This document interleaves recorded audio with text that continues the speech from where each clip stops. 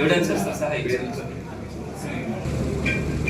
మీకు అందరికీ తెలుసు, నెల్లూరు పార్లమెంట్ కాన్స్టిట్యున్సీలో 7 అసెంబ్లీ కాన్స్టిట్యున్సీస్ ఉంటే చంద్రబాబు నాయుడు గారు కేవలం డబ్బులు ఉన్న వాళ్ళకి మాత్రమే టికెట్లు ఇవ్వడం, ఎమ్మెల్యే టికెట్లు కానీ ఎంపీ టికెట్లు కానీ ఇవ్వడం, దానికి తదనుగుణంగా ఇక్కడ ఉన్నటువంటి క్యాండిడేట్స్ అందరూ కూడా డబ్బులున్నాయన్నంత అహంకారంతో మొదటి నుంచి కూడా ఏదైనా చేయగలం, డబ్బులు పెట్టి ఎలక్షన్స్ లో గెలవగలం అనే అహంకారంతో ప్రవర్తిస్తా ఉన్నారు. దీన్ని మనము గత కొన్ని రోజులుగా కూడా గమనిస్తా ఉన్నాం. ప్రధానంగా నెల్లూరు నగరంలో కూడా నారాయణ గారు పార్టీ కార్యకర్తలను కానీ పార్టీ క్యాడర్ని కానీ పట్టించుకోకుండా కేవలం ఎంప్లాయీస్ మీద, అలానే డబ్బులు పెట్టి నేను ఓట్లు కొనుక్కోగలను, నేను ఏదైనా చేయగలను అనే విధంగా ఆయన ప్రవర్తిస్తూ వస్తా ఉన్నారు.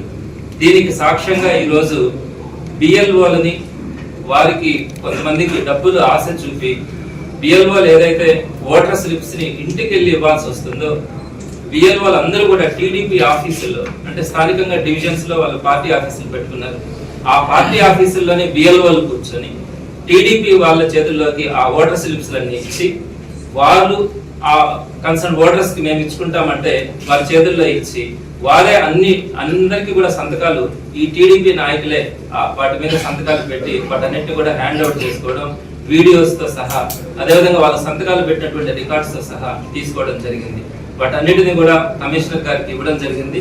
కమిషనర్ గారికి 12 గంటల 20 నిమిషాలకి ఆ కంప్లైంట్స్ వీడియోస్ కానీ అన్ని కూడా ప్రెజెంట్ చేస్తే, ఒక 15 నిమిషాల క్రితం ఆయన ఫోన్ చేసి, ఒకటి ప్రూఫ్ అయింది, శివకుమార్ అని అవుతుంది, నేను అతని మీద సస్పెండ్ చేస్తా ఉన్నాను, మిగతా వాళ్ళందరికీ కూడా షోకాజ్ నోటీస్ ఇస్తున్నాను అని చెప్పారు. క్లియర్ గా మనం వీడియోస్ కానీ అదేవిధంగా వాళ్ళ సంతకాలు పెట్టినటువంటి రికార్డ్స్ కానీ ఇచ్చిన తర్వాత ఇంత ఆలస్యం ఎందుకు? ఎలక్షన్స్ అనేది చాలా సున్నితమైంది. ఒక్క రోజులోనే వాళ్ళు ఏదైనా చేయగలుగుతా ఉన్నారు అని మేము చెప్పినప్పుడు ఇమీడియట్ గా యాక్షన్ తీసుకోవాలి దాని మీద.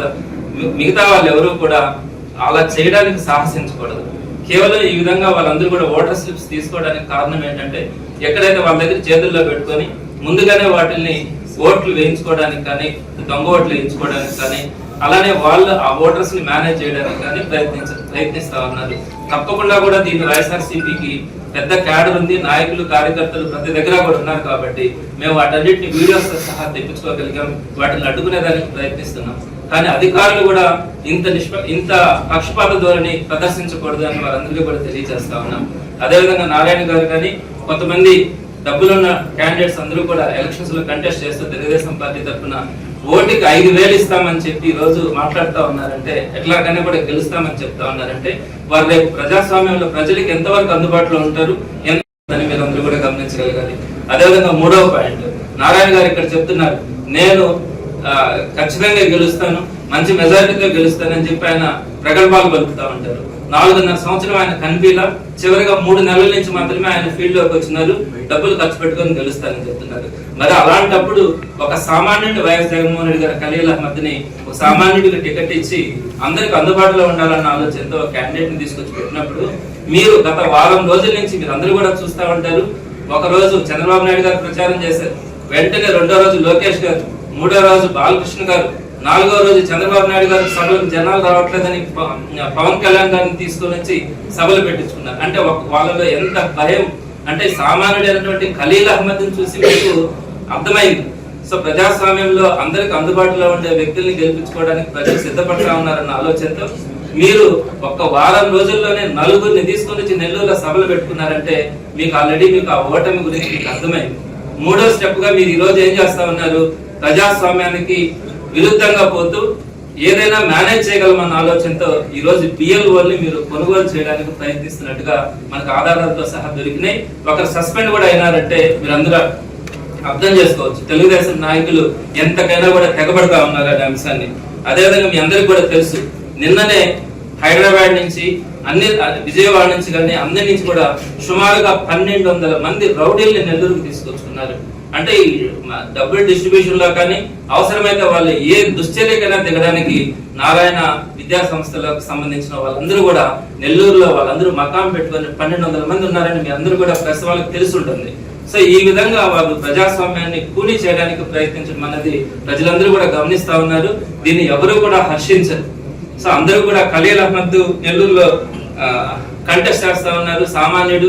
అలానే మిగిలినటువంటి 6 అసెంబ్లీ నియోజకవర్గాలకు కూడా ప్రజలకు అందుబాటులో ఉండే నాయకులు ఉన్నారు. ప్రజలకు ఎప్పుడు అవసరమైనా కూడా వారికి అందుబాటులో ఉంటూ సేవ చేసే వాళ్ళు ఉన్నారు. వారిని గెలిపించుకోవడానికి ప్రజలందరూ కూడా సిద్ధపడినప్పుడు మీరు ఇలాంటి చర్యలకి సిద్ధపడితే, ఇలాంటి చర్యలకు ముందుకు వస్తే ప్రజలు మిమ్మల్ని తీవ్రంగా అడ్డుకుంటారు. దీన్ని ప్రజలు ఎవరు కూడా ఇష్టపడరు. మరింత వైఎస్ఆర్సీపీకి రోజు సానుభూతి కలుగుతా ఉంది. మరింత మంచి మెజారిటీతో కూడా గెలిపించడానికి వైఎస్ఆర్సీపీని ప్రజలందరూ కూడా సిద్ధపడుతున్నారు. ఈ వాళ్ళకి హ్యాండ్ ఓవర్ చేయడం, వాళ్ళు చెప్పిన వాళ్ళకి ఓటర్ స్లిప్స్ ఇవ్వడం. అదేవిధంగా మీరు ఈ షీట్ ని కూడా చూడొచ్చు.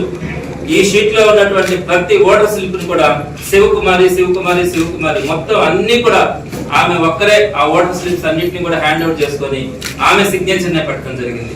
అదేవిధంగా ఇక్కడ దీంట్లో తీసుకుంటే కూడా అన్నింటిలో ఒకరే సంతకాలు పెట్టారు. ఈ విధంగా ఇవ్వడం అన్నది ఎంత నేరమో అందరికీ తెలియగలగాలి. అంటే ఒకరు వెళ్ళి టీడీపీ ఆఫీసుల్లోకి వెళ్ళి ఓటర్ స్లిప్స్ అన్ని తీసుకొని ఎంత వాళ్ళకి భయం లేకుండా బిఎల్ఓ కూడా ఒకరి దగ్గరనే అన్ని సంతకాలు పెట్టించుకొని వారందరికీ కూడా హ్యాండ్ అవుట్ చేస్తా ఉన్నారంటే మీరు అందరూ అర్థం చేసుకోవాలి వీళ్ళు ఎంత తెగిస్తా ఉన్నారు. వీళ్ళకి ప్రజాస్వామ్యం అంటే ఎంత విలువ ఉన్నదన్నది మీ అందరికీ కూడా అర్థమవుతుంది.